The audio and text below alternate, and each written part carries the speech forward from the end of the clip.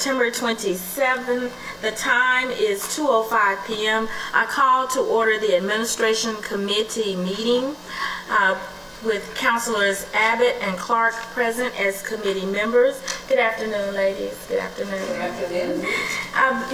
Hopefully you've had an opportunity to read the minutes of Tuesday, June 28th. If you have, if I could get a motion and a second for approval of those minutes.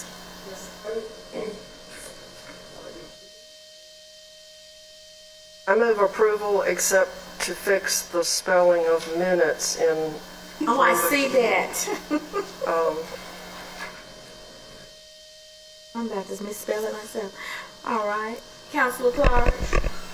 I'll second that amendment. All right. Thank you. I have a motion and a second to approve the minutes of Tuesday, June 28th with a correction in spelling in item number 2 of the word minutes. All in favor, please say aye. Aye. That motion passes, so those minutes are approved. Next, councilors, as new business, we do have before you, and you have a copy, there's a consideration for form revisions to our transparency form, our city government transparency form, and Attorney Jim Stanley is going to come and present this information for us. Hello, Mr. Stanley.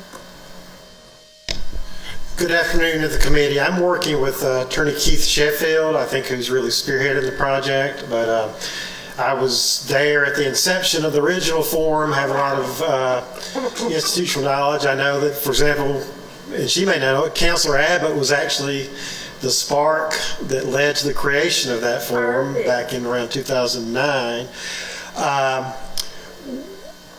As probably a lot of you all have, we do receive regular questions, complaints, concerns about the form, about the length of it, what's involved, especially with a lot of the entities who get city funding on an annual basis. If you look at an entity like REV, which used to be OMB, that goes back that many years, are they really going to have to provide every single contract, a copy of every contract they've done with the city, or even list those out? What we're interested in, though, is hearing you all's feedback about what you would like to see in it, what, starting with this existing form, what to keep, what not to keep. What we've been doing is trying to look at what other cities do, too, and with only a couple of exceptions, for the most part, their forms are substantially shorter than this. They go towards the root of this, and that's to ask information that will lead to a conflict of interest. That's defined differently under different state laws, so how it's asked and what they need is varies, but that's a general concept. I've seen them as short as 1 page. Not that that's what we would go to, but they're by and large a lot less lengthy, require a lot less information, and a lot of the information that is arguably extraneous in our form, they just don't bother with. So, not that we have to get a response today, but if you all would want to take a look at that and give us a response back, we'll take that into account. In the meantime, I think we are going to continue to look at what other cities are doing and maybe put together a couple of pro forma type transparency forms and send those back to you all, if that's okay. Thank you. I'm really excited to know that you had opportunity to be a part of this process initially, as well as the Dean of our council, Mrs. Abbott. Mrs. Abbott, I'll start with you and just see if you have any comments or thoughts about any revisions that we want to make to this form or that would need to be made to the form. Well, us golden oldies. I do think that changes need to be made. We get the same complaints everybody else gets, but I think the transparency form is important. Mm-hmm. It's just that if you just filled one out 6 months ago and now you're filling out a whole new one, could you not say that nothing has changed? Or, something to make people's lives a little easier. And I think it would be great, since I noticed we're adding this language as defined in section 36-5-127 Code of Alabama. It'd be great if we could have a link to that thing so that people could click on it. I don't know whether that's possible. Sounds like part of the ethics law. Yeah, is where that comes but from. I mean, yeah, are you related by blood or marriage to city officials? But you know, a lot of times they refer you to something, you spend 3 hours trying to find it Yeah. because you don't know where it is. So it seems to me if we could have a link or put it on our website or do something so people could find things. But what little I've read so far, it seems appropriate to make these changes. And I do think if you simply could affirm that all the information is the same as your last one that you filled out, that would simplify people's lives. I mean, we don't want to be onerous, we just want to know who's who. And we used to have to ask. Right. And then you'd listen to this big long explanation of who these people are and where they came from and how it is that we're using them. And if you can just read the transparency form, you don't have to. That's just a lot of questions. Yeah, well, we used to stay in council meetings till 3 and 4 o'clock in the afternoon, and so, saving time was important. But I'm in agreement. It needs modification, but it doesn't need to go away. Thank you. Kind of like neighborhood associations. You might need modification, but taking them away is bad. Yeah. Thank you. Councilor Clark? Works, but anyway, it's not lighting up. But I too agree. I think simple is always better, and the more explanatory the questions can be, so that people aren't confused. And I think we're pretty new at doing like discretionary contracts for discretionary funding and stuff, but I know we've had a lot of back and forth with people filling it out incorrectly, and then we have to go back, and we don't know what the correct way to fill it out is, so then we've got to try to sort of quarterback, getting them the right instruction. So I think the more clear the questions can be, so that, or maybe even an example of what the answer might need to be. I don't have a lot of personal experience with the form, but the staff in the District 8 office does. And I know that one of the things that has hung people up the most is providing copies of contracts that we ought to have too. I mean, we ought to have them just as they ought to have them. But I don't know how that could be simplified. I do think it's important to know, for the left hand to know what the right hand is doing if we're all, it's a big organization. So to know the various ways the city might be doing business with a vendor, I think is really important and might help us to, aggregate our spend and get a better deal with the particular vendor. So, I mean, I get the value of it. I just, but maybe it's like a certificate of insurance. If you got one on file in a fiscal year, maybe you just give updates from the last one that's been on file or something. Any changes since the last one. But I don't that might know. get really messy too, because let's say number 20. Look at number 20 on page 4. Okay, during the past 3 years, have you provided campaign contributions to anybody in the government? So if you didn't before and then last year you did, then you're going to write to us and say, well, number 20 has changed, and then who keeps up with that? You've got So look a at the old last form one. and you've got a new piece of a form, but you don't have a whole form. So it gets messy, but still, if you've just filled one out for a project 6 months ago and everything's the same, you should be able to say so. Yeah, and I don't know how maybe you should vendor only have information. Maybe one a year. Well, that's what I was thinking. One a year, sort of like a certificate of insurance would be on file for a vendor for a given year, I think. And I was going to say, that's piggybacking, I didn't mean to cut you off, but that's some of the feedback that I've been receiving is just one way to streamline it. But I understand the notion that we want to be sure, though, we are getting the factual up to date, because things can change. But one of the big things was, could this stay on file for a year? And then that you don't have to fill it out at each event or each time. Yeah, and maybe at the, when they do it the next year, they're answering for things that happened since they filed it the last year, so that if they made a campaign contribution since the last filing, it would pick up on the next one. Because I don't think it would preclude them from doing business. It would just be transparency, a disclosure. Yeah. Yes. Okay.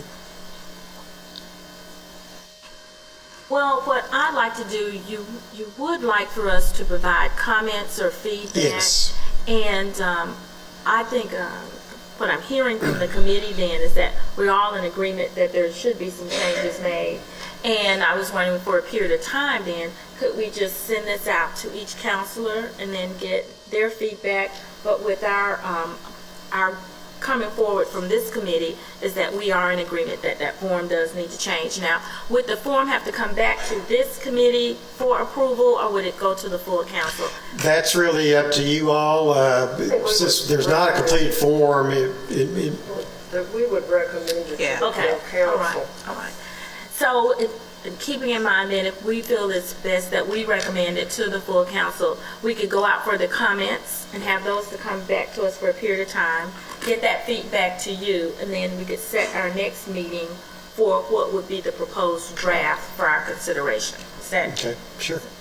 Yeah, because I'm sitting here looking at this, and the committee, well, really everybody on the council, you have to think about the unintended consequences of what you're doing. Say on number 18, they added Donald Trump to their board of directors during a year. Well, we would want to know that. We wouldn't want them to say, well, we filed at the beginning of the year, so we didn't have to file another one, and he's a good guy. but in between that time? Yeah, has something changed? big could happen. I mean, there are a few items on here that if something changed, you really need to tell. Whereas if you just filed one of these 6 months ago and nothing has changed, you don't need to file another one. But I think you'd pick it up the next year. Well, yeah, but you might want to know this year. Well, Has you anybody probably, been in here's the this- thing, if you're doing business with them, you probably know, but would you not do business with them? I mean, the difference is they don't have to update the Yeah, I form. quit doing business with them because it would show they didn't have any brains. But, that was just an example of someone that everybody knew. But, if somebody's been barred from participating in federal, state, or local governmental contracts, we need to know that like right In real now. time, yeah. We don't need to wait. So, Yeah, well, one way to approach that, though, would be you would have an option to check a box if nothing has changed.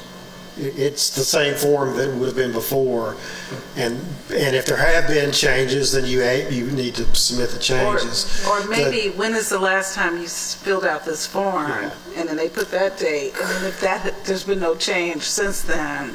Right.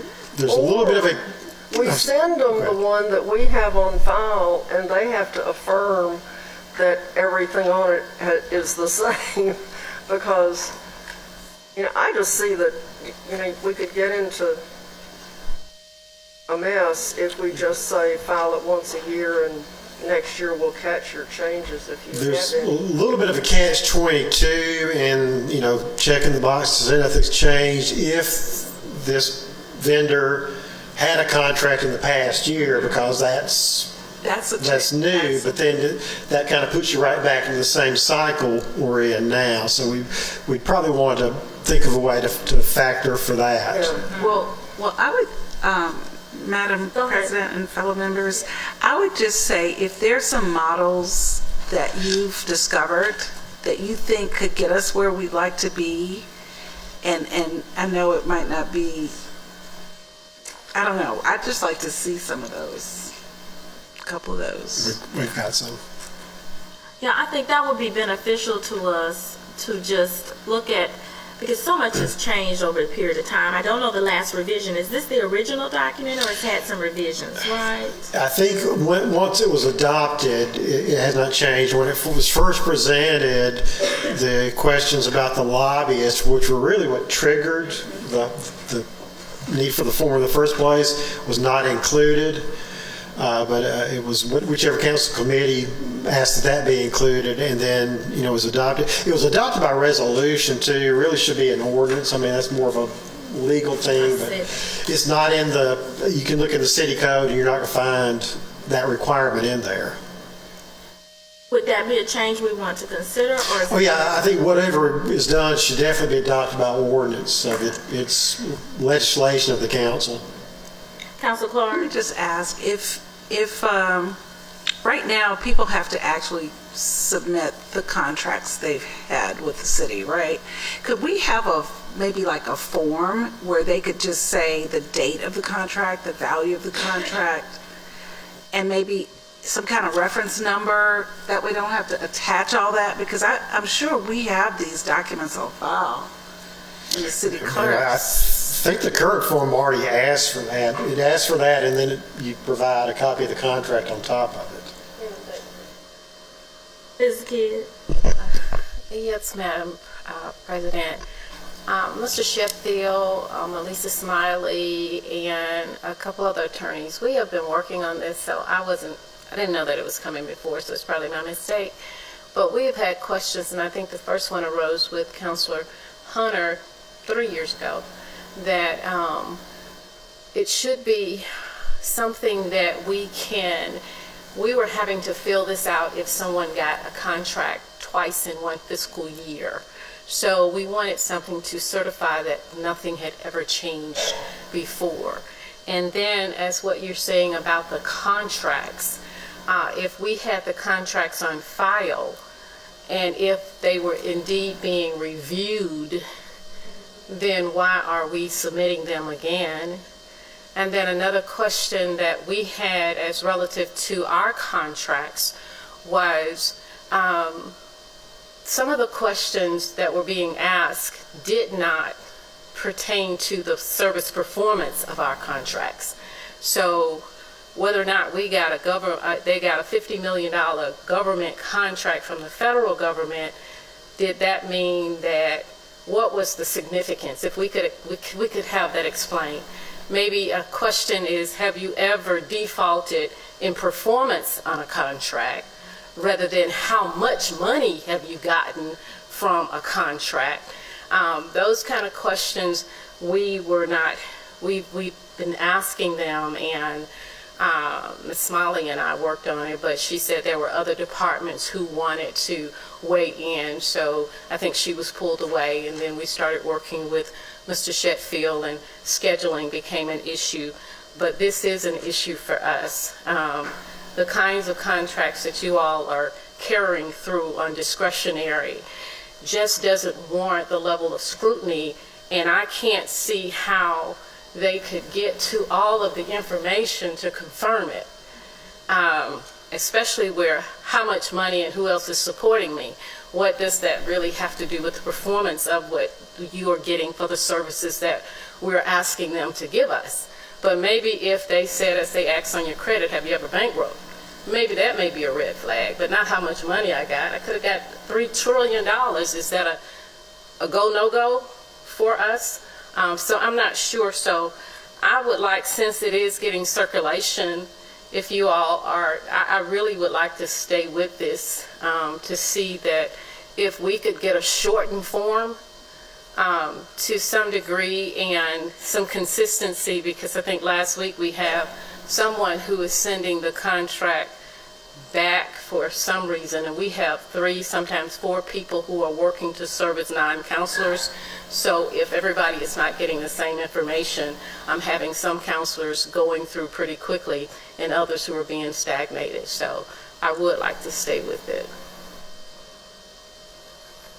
Well, one of the things that we had discussed prior to was getting that type feedback and providing that back to Mr. Stanley through Sheffield and the other group that were working on it, yourself, and then we would filter that information to them for them to work on a draft that would come back to us for this committee, and then we would look at that and then distribute that back out to for full council consideration. So time frame of how to facilitate this. I know that you've already, as you said, Ms. Kidd, there's some work that's being done with this already. And I wanted to get additional counselor comments. I know that your team works very closely with each council office, so it's generally the 3 team members that you talked about that are speaking to each of our council staff individually. So, of course, we need your feedback, and hopefully that is seen here in what we've got in the red lines. I'm not sure, but I don't know how that feedback has been going back and forth with Attorney Sheffield. But we can certainly add it. It's definitely valued. It's something that's needed. Just from, when you look at those of us who are, we're being managed by this process in order, when we go out to want to provide those funds, and then that individual has to create or complete this form, as well as on your side from the processing of it, as well as the training of each of our staff in order to how to benefit this. Because I can see how we may each be working independently of each other, but there's some information that can be housed through some of the links we're talking about, or when you're talking about Councilor Clark with the contracts, I think you've got the same idea of why are we having to copy that again if we've got a contract that obviously has to be, Yeah, On file somewhere. Yeah, most of our vendors, if I'm not mistaken, is going to have a current W-9 on file, which is in the system. Articles of incorporations are asked on every one of these, and we have, with council and discretionary dollars, you all probably have a 40% repeat rate of who you give money to. And so those articles are housed under their vendor number, or could be. And so that could be expedited if they've done something. So that's where we were trying to get, but it just did not. The information obviously didn't flow through my office. So Attorney Stanley, then can we get that information that's already been generated or been provided to Attorney Sheffield and through the team that was working on it before, and that we get some assurance that those comments are also being looked at and are weighed into these changes? Does that make sense? Counselor Abbott got a look like, Well, you just confused me. I'm sorry. Go ahead. But the articles of incorporation have been redlined anyway on here, on this proposal. So they don't have to provide those anymore.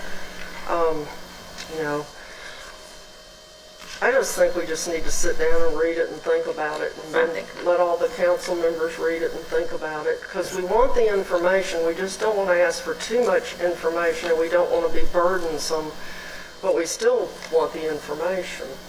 I'm in agreement with that. Councilor Clark? I was just going to say, I do agree with Councilor Abbott that we should just sit with it, but I think the markup that we sit with, I would like for it to consider the work that's already been done. Yes, definitely. If this doesn't already. Yeah, and I don't know the answer to that. Okay. And so, Ms. Kidd, we've passed you this copy of this as well. So, of course, we want that input from your team, as well as Attorney Smiley from a risk management or compliance standard. And then that feedback from each counselor, because I think each council office views this form in a different way, and probably those who've worked with it the most versus the newest. And there's that learning curve, but it shouldn't be this Onerous. Yes. Honestly. That's really what the goal here was, have the team work on that and then have a form that's usable, but has the information that we need, because it's meant to be transparent. But I do agree with Administrator Kidd in that generally within the 4 years that you are in this seat and you are generating contracts for discretionary funding, I think you're right. Most of us deal with the same people over and over, so often it's not someone just brand new, unless there's a new project or new emphasis. Of course, we've got the additional funding that we received from ARPA, which may be creating some new vendors or new people that we're initiating contracts with. Does that make sense? Yeah, it does. And I think the type of contract, we were using this and asking for the same type of information that we were asking for somebody who was providing equipment as somebody who was providing services for the poor, needy, canned goods. So I think that we just need to look at it for its basic objective in what we're looking for to strengthen the approval of the contract. So councilors, would you agree, can we just make a motion then that we would go up, we'll have a period of time where we go out and generate more feedback that would be sent back to the team that's working on this, and then we would reconvene, everybody get a chance to read this, and we'll distribute it to the other counselors as well, and then set some time forward, from that point forward, as when we meet again to consider this document. What do you think? Or you think we should vote on it? And we won't necessarily vote on it, I just wanted to make, how would we state in our action what next steps are? Okay, well, I'll make What a do you think? motion. Okay. And my motion would be that we take what the changes that have been provided to us by Attorney Stanley and study them. And share them with our fellow council members and gather the comments and meet to discuss again after we've gotten everyone's comments, you know, how we want to proceed, because who knows what kind of comments we're going to get. I mean, we may get a lot, or people may not even read it. So they may not read them now. We don't know what people are doing. So, but that's my motion, is that we take it, study it till our next meeting, share it with our fellow council members, and see what their thoughts are. I'd like to amend her motion slightly. And it would be, the substitute motion would be that we make sure this version includes the work that's been done by Melissa Smiley and Administrator Kidd before we send it out. Does this reflect that? Let's ask the question. He's not sure. You're not sure? Okay. I don't know, yeah. Ms. Kidd may know. I don't know. Okay, she said it looks like it does. Start from any place. Okay. Well, in that case, I withdraw my substitute motion, and I'd like to second Thank the you. motion offered by Councilor Abbott. I've had a motion and a second. Any further questions, discussion? We'll call for the vote. I do have Yes. one thing. I noticed that there's no date on here, on the form, and it seems like if we had a date, that would help everybody, because you could look at the date on the last time you filled out a form and say, I filled out a form on this date. It should be at the very end. Under the signature, there's a date. Oh, well, okay, I just missed it, but I just, it'd be nice if it was on the front page, just because, to simplify somebody's life. All right. So we have a vote. Just a thought, now I can. I know it's good. That could be in your comment. Happy No, I can put that in my Thank you. word. All right, Councilor, so we have the vote. All those in favor? Aye. Aye. Aye. That motion passes. Thank you so much. Thank We'll be you. getting this Thank information you. back and get that feedback. Thank you. The next item, and this was actually a carryover from a previous meeting that we canceled, and so I don't know if there's readiness. I know, Ms. Kidd, we had not talked with you about it, but there was some media consideration that you had presented to the leadership team, and would you like to table that and we bring that to our next, or you?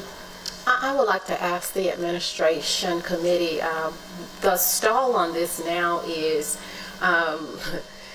budgeting concerns. We don't budget like we used to in the city council office, and so Jeff and I kind of got crossed, and that I'm looking at a certain level of budgeting, but it doesn't have an explanation. And that explanation is, for years we had professional services, and professional services was used to support our contractual needs that administratively serviced all 9 counselors. Now that money is being divided by 9, and I thought with this particular fiscal year, as I approached to do what I pro-offered to you, that we had come back to that. Now I find myself trying to figure out where we are going to get additional monies for additional services. So he and I are going to talk when he gets back in the office next week to make that determination and then bring that back to you. And I also would ask the council, right now we are being serviced by one contractor who has not, well actually it's two, that we have not advanced funds for this year. I would like for us to adopt the same language that we saw in the contract that came before us today. I think it was, I don't remember, but it's usually funding for the next 3 years if funding is available, so that we can go ahead and push those out July 1st instead of coming back to bringing it to you all.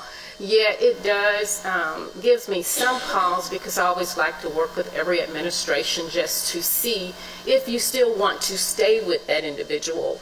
But normally what happens to us is our stuff get pushed all the way down the road. And so now I'm sitting in September with a vendor that has not been paid for work that he's been working on from July 1st, because we've been trying to appropriately get it before Budget and Finance, before administration, Budget and Finance, and then the full council. So those are some types of things that I think that the council needs, every administration needs to have a protocol that gives the administrators a little bit more direction as to how to support your contracts. Because if not, you have a break in service with things that are important to you, such as our website. We have one guy who is servicing our website, and some other third-party needs that we have, like our MailChimp, which was disconnected for about 24 hours because his card expired. But he just had enough, he did have enough money on there to go in and said, okay, look, I just need to update my card. I forgot to update it there. But those could be little glitches that could, in my opinion, have impact on us getting timely information out to your constituents. I mean, I like that idea. I'm sorry, That's okay. Madam President. And I know the devil's in the details and what the particular contract is, but I think being able to have service be continuous, but have an out, have a chance you can like terminate for convenience, which was the case today, or make it subject to the appropriation being provided in the budget, automatically renewable unless you do something to discontinue it or something. I just think, because I know, at the beginning of the fiscal year, it's like jammed up trying to get contracts done and started. It just seems like it would be efficient. It would be. We're always a little bit lagged. What works for everybody else doesn't seem to work for the council. But we are lagged with renewing our contractors, our vendors. So that would be, so when I do circle back around with that will be an all-encompass, try to language change it, check it, and I will check it off certainly with the appropriate departments to make sure that it's right before you all. But that would be a recommendation coming from us, that our contracts are renewable unless, and then there is almost, I think every contract that the city is, there's an ejection clause in it with notice. Some are 10 days, some are 30 days. That if you get in along, say if this administration changes and we're into September of a new administration and they decide they don't want to work with XYZ vendor, we just give them notice and then pull the services and go with another vendor of that council's choice, or within an administration goes with a different vendor.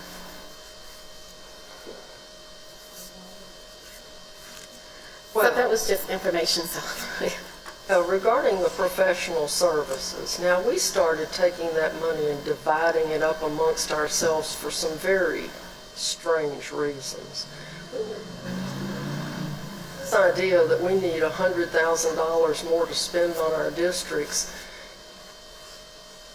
and have no professional services funds, that's cutting off your nose to spite your face. I believe that if we feel like we put too much money in for professional services, then move some of it to discretionary and have the discretionary be what you get and the professional services be for actual professional services. Right. Rocket scientist idea, but I just won't go there, but what we've done in the past is not necessarily wise. It just, everybody loves money, but it doesn't. We had a nice conversation about that at the council meeting today.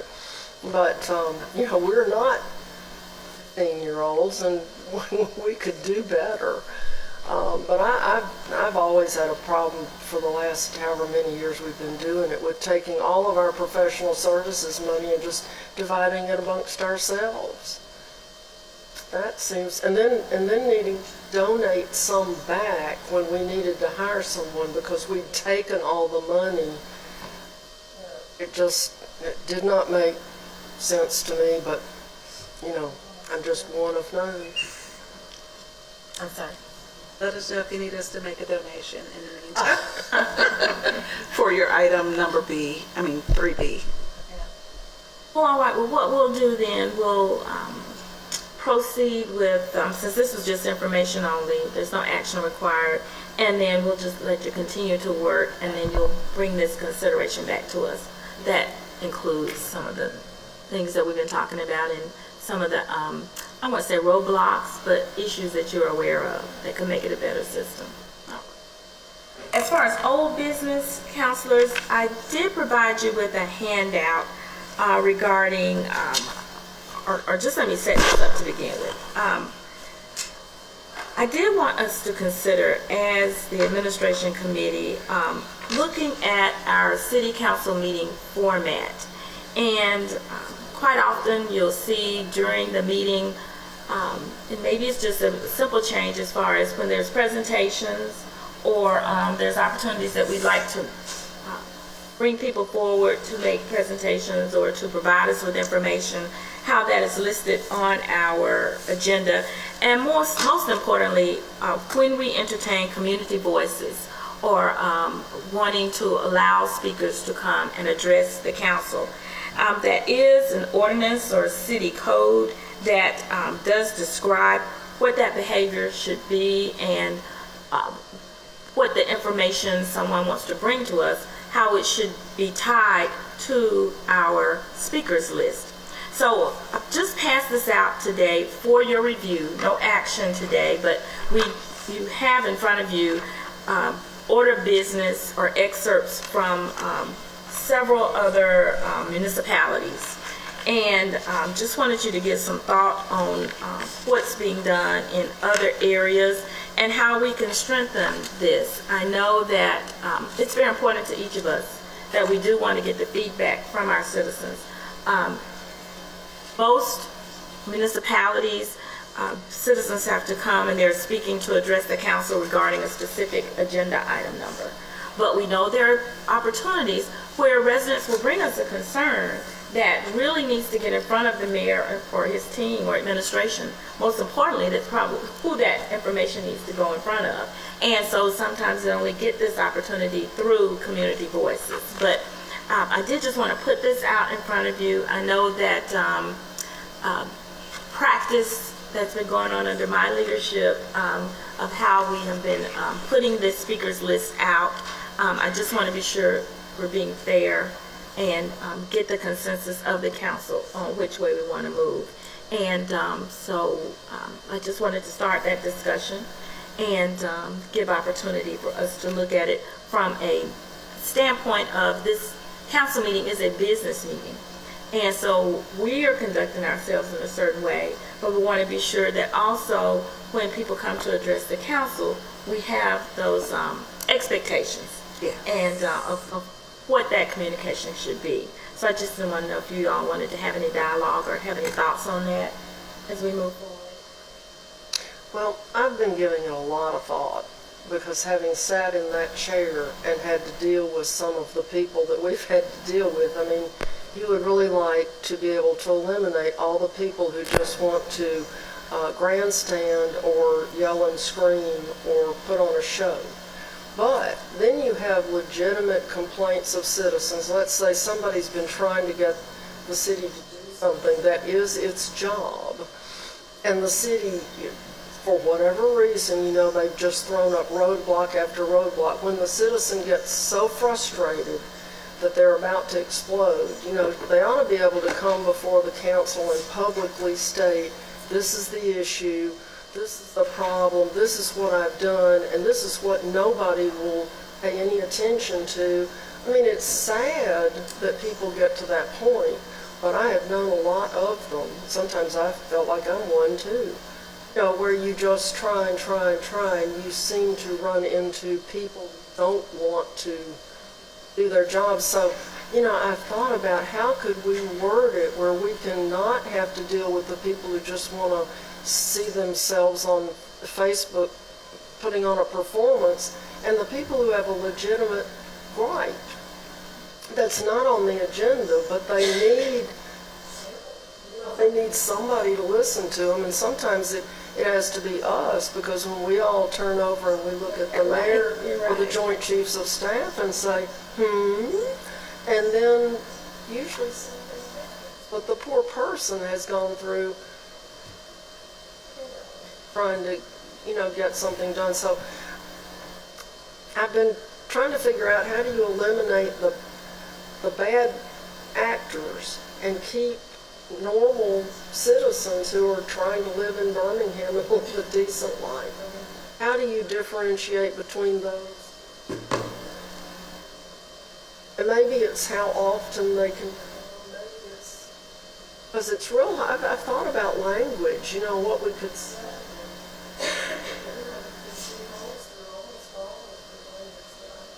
So far, so, Well, Counselor? I was going to say, that's interesting about limiting the number of times you can come, because I think I remember from my Radio Warrior days, when being up here, when we had some very colorful citizens who liked to come, and I think you couldn't come every week.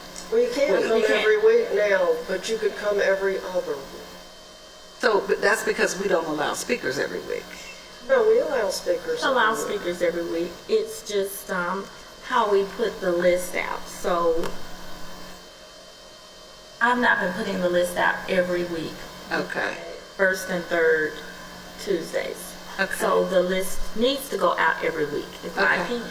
But I would like to see some guidelines. Yeah. And especially in the nature of what Mrs. Abbott is saying, because I don't want to ever prohibit a resident who truly has an item that they really need to have discussed. Sometimes it's as simple as, I received notification of the weed abatement, or I've been noticed by code enforcement. And of course, by not allowing that every week, I realize The timeliness. the timeliness of that. Yeah. But I would like to put some structure around because so often people, when they fill this out, they don't have an item number that they want to address.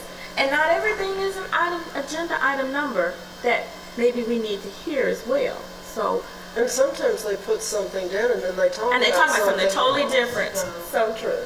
Well, I just want to say that I do think it's important that the citizens can speak, and I think because for me, it's hard for me to remember, which meeting is presentations and but I'm sure I could do better with that. But I mean, when citizens want to speak, they're expecting that, okay, Tuesday's council meeting, I can go address the council. So I think that needs to be available. I do think that the 3-minute limit should be consistently enforced. And then the express permission for an extension beyond that 3 minutes needs to be granted. Because I feel like sometimes we just kind of let people go over. And so I think being very, consistent and giving everyone the same access, if 3 minutes is it, then it's 3 minutes for everybody. And we used to have lights. We used to have a red, yellow, and green light. These used to light up as a countdown for the person that's So the standing person there. knew it was Right there now. Yes. It's on TV when the TV is working now. Okay. But the speaker can't but see they the can't TV. really see it. They've got to pay attention to that. It was really for you all. Yeah, it was for you all. Yeah, so, and I think as much as we'd like to probably limit it to whatever's on the agenda, I think we can't limit No. it. And- Because, But and maybe, so, but maybe they could have had some interaction with the city department concerning it first, or some history of the problem, because if you just up and say a tree fell in the road and nobody came and cleaned it up, well, all 311 they would have. And I do want to thank, there's administrative staff that stand there every week, and they're triaging what some of the concerns that people are bringing. And so by going through this process, we have been able to, I won't say eliminate, but to assist the resident. Here's who you should be, that's it, and divert them to who you should actually be speaking to. This may not be an issue that needs to be addressed by all 9 counselors. And so they've done a very good job of managing that, I think, and it's been helpful to us as counselors as well as to the process. That, you know, I'm here to talk about what happened in District 7, and so then let's go get you a District 7 staffer. Have you talked with the office before? What you think? yeah. And Some how of that is happening they need to be now. more targeted, yeah. But I do like this idea. I mean, it even says here item number / topic. So it doesn't always have to address the item number, but even as Ms. Zabit said, topic. sometimes the topic is totally, you get up there and you start speaking and the topic doesn't match what you're speaking to. Well, I think right now we have more frustration than we've ever had because we haven't been able to do the most basic services to an acceptable level because of labor shortages and what have you. So I think people having a chance to vent some of this frustration is therapeutic, and we just have to like bear it and hear it and hear them out. But I do like the part where it says council members shall listen without engaging in dialogue. I think that is very important because people are going to come and they're going to push our buttons, and I think it's important to let them vent this frustration. But how do we train ourselves to fight back that urge to have a retort or have a, because I think we just hand them all. Because everything is the mayor's job.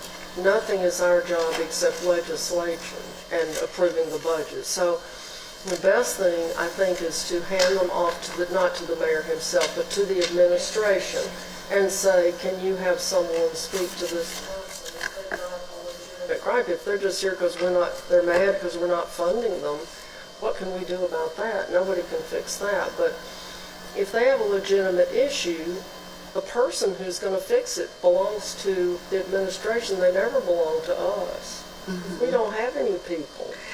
yeah. And I think another thing that is going to make it hard for us to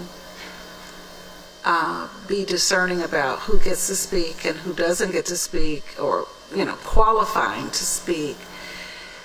First of all, the administration, that's going to be tough, and the equal, the equal protection, if you will, under the law is going to be hard for staff to, at their discretion, administer at the door. And we have people who are dealing with, who have different levels of functioning, emotionally, cognitively, and so we're just going to have to deal with all of it, really, I think.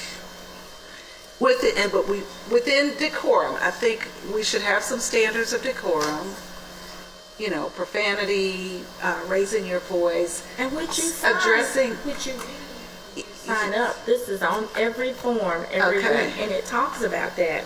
Language, how you address the council,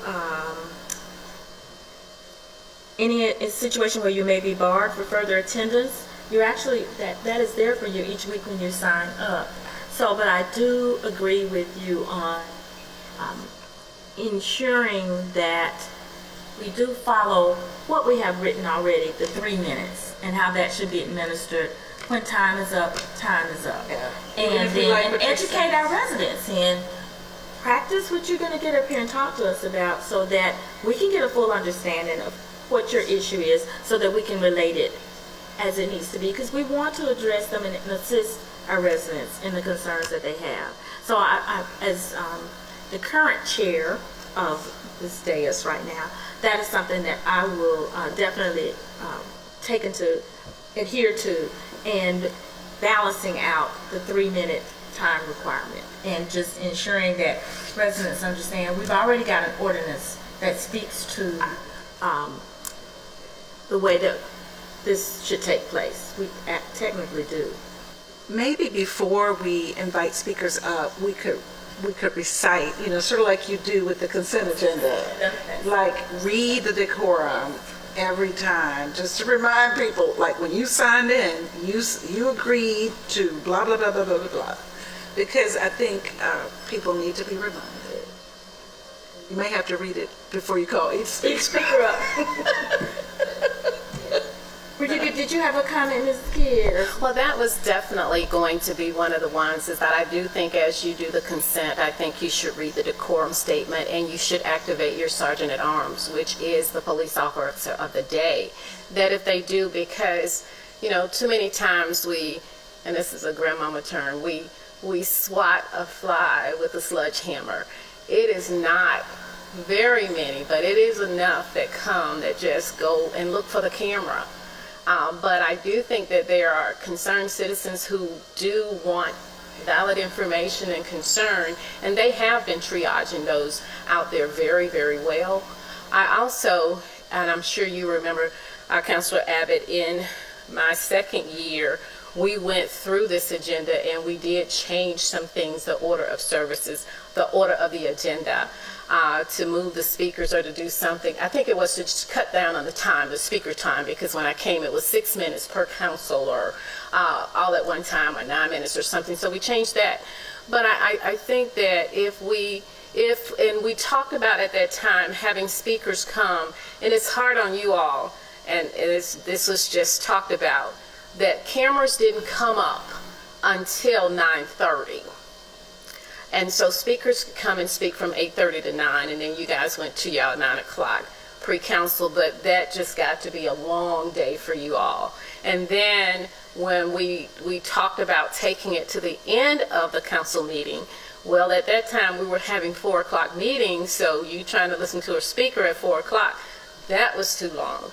So, I think that the triage, the reading of that, and enforcing what you all have already put in by ordinance should be the beginning of the discussion, because some people just go on and act way too loud. And I've seen, I thought I had seen everything, but I really have not.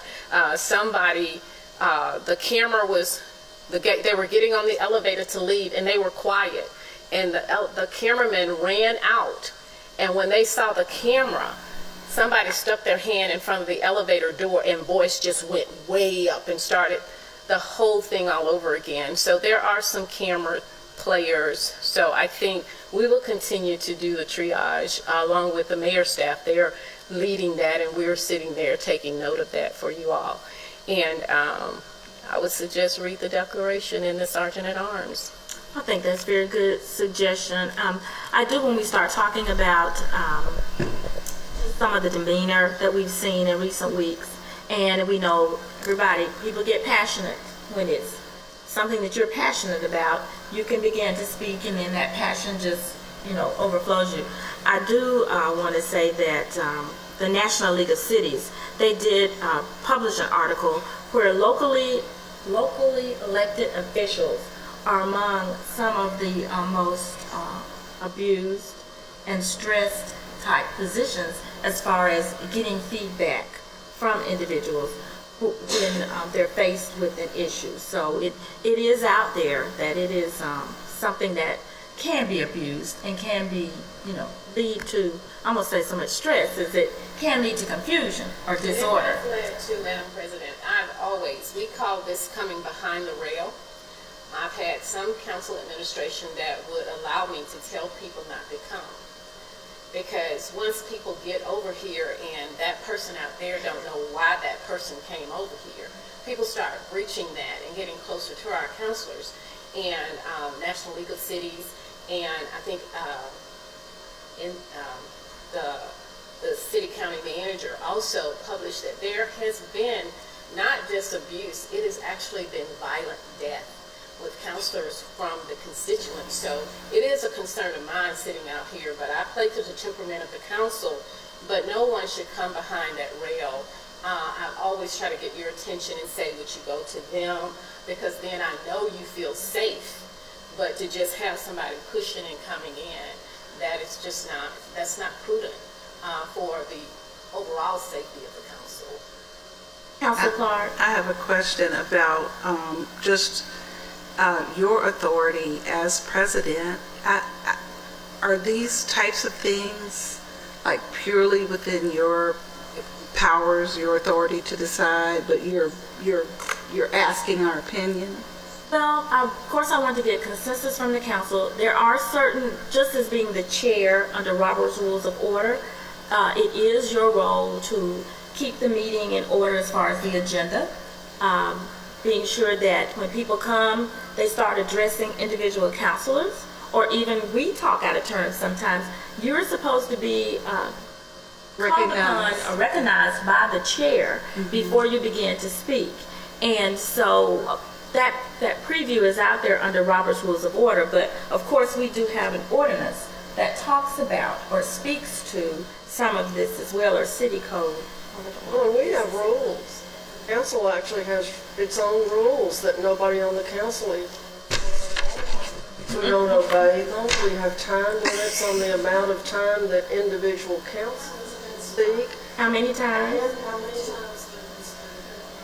I enforced that and just, made that one over that you took the place of so angry because, you wanted to talk incessantly. And it's not fair to everyone else.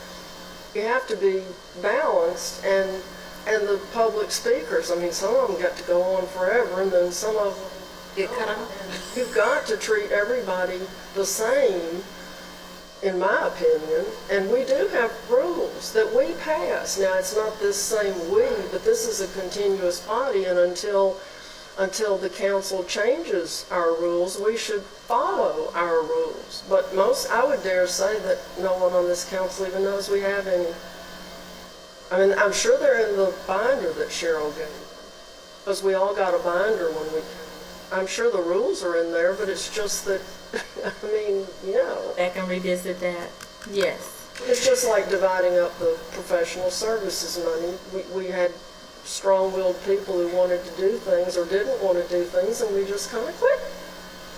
So I guess my question is Yes.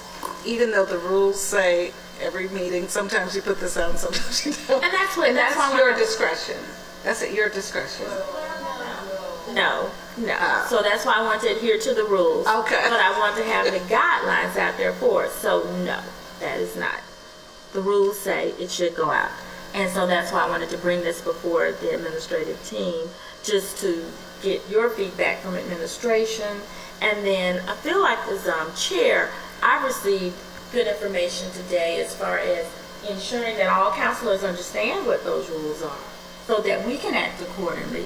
Because if you're going to take your power and then allow a resident who is going over the 3 minutes, then you're going to vote to suspend the rules and allow that behavior to continue, then you're not helpful to the rest of the members on your council. So that's something administratively, that is the chair, I don't mind, I will adhere to and follow the rules as we have them written already, and go and provide those. Mrs. Kidd, would you all be able to just give us, I know Deputy Administrator had given me those sections, but maybe it's just something we could provide out to our counselors again. I know you've given that to us when we first got on board. Yeah, it's following that section 2-1. Okay. But I will do that. Thank you. And so then we will go back to putting that list out, but we'll adhere to our rules as we have them. And just, Councilor Clark, you had said you wanted to know, we do have, presentations are second and fourth, and I would like to keep that, because then it can lengthen your meeting and those type things. And then it's a way for us to also be sure that the people that we want to present to, we've got the proclamations ready or the resolutions ready and those type things. And we give them some type of notice so that we'll stay with the second and fourth. Is that okay? All right. Any other? You know, to tell people when their time is, lights that they could see. Yeah, and we are. Our renovation. And I did see, well, I didn't see, but the speakers did go last week to get the sound. So we are on target. We're moving to do the soft renovation. So these clocks will come back up. Perfect. So that they can see the time on both sides. They'll see the time. It won't be lights anymore, but it'll be the timer. Just a way that the speaker knows. Okay. I'm not going to go for it. A lot of them seem surprised that they've only gotten halfway through what they wanted to say. And, I used to sit at home and practice when I had to speak before the council because I knew they were going to cut me off at 3 minutes. And, we just kind of got loosey-goosey. Okay. But it makes the meetings go much more smoothly when everybody knows what the rules are and follows them. And I would like to suggest on this, Yes. I guess we would have to, section 212. But impertinent, maybe that should be inflamed. I don't mind if someone's impertinent with me, but I don't want them angry mobs to come get us when we leave. But that's just a thought. I was thinking about some of the personalities we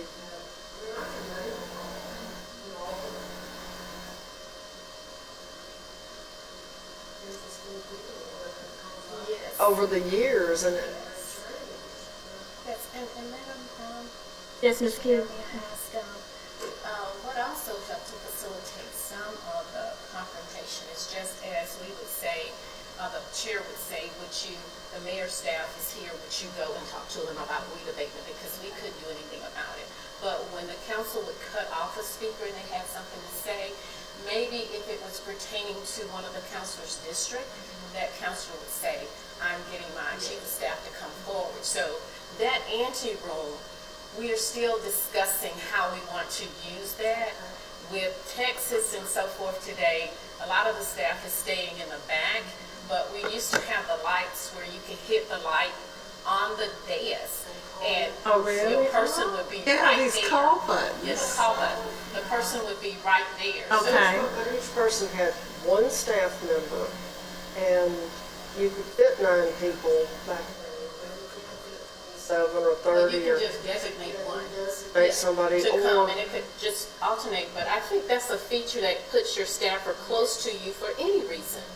That 7, when you hit 7, that light lights up and they come to you. Perfect. Or, Something we'll have with the renovations, or that's that's something something that, that, again, that's what I'm asking. Okay. If that's a feature that you all want, we are still discussing how Okay. we want to utilize that room to its highest and best use.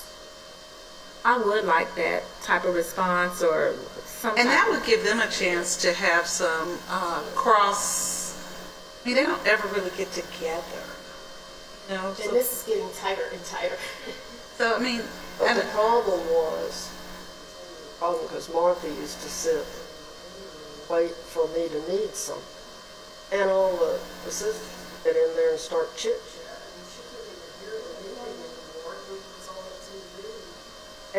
And it just became, social time. yeah, it was just like a big party right there. She I said- remember it used to get catered. Remember Arcadis? Linda Malone used to cater that room sometimes. But anyway. That was 20 years prior, because I don't think it happened. So 20 years for your time, Yes, right? had to be. I was gonna say, Jean said she didn't remember it either. I was here longer than y'all. Look at that. No, I was here before y'all. Yes. Not longer. That's right. Not longer. All right, well, councilors, thank you for the feedback. And really, I do appreciate it, and especially from Mrs. Abbott having sat in this chair, and Mrs. Kidd, you've been here to see all that comes before this chair, and of course, your thoughts too. That strange council that everybody was new. I came in April, and I think you all were seated in What year? October. 2002.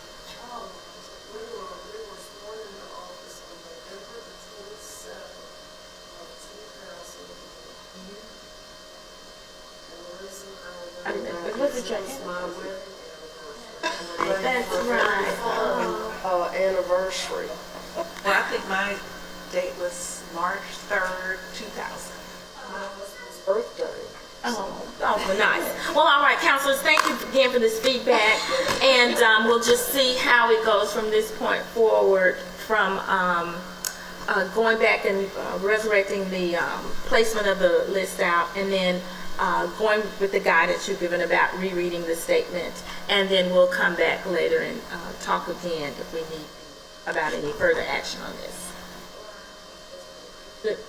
Was that it? Okay. All right, this time then, we have a motion and a second for adjournment. Motion to adjourn. Second. All in favor, aye. Aye. Thank you all so much. Meeting is adjourned. Thank you.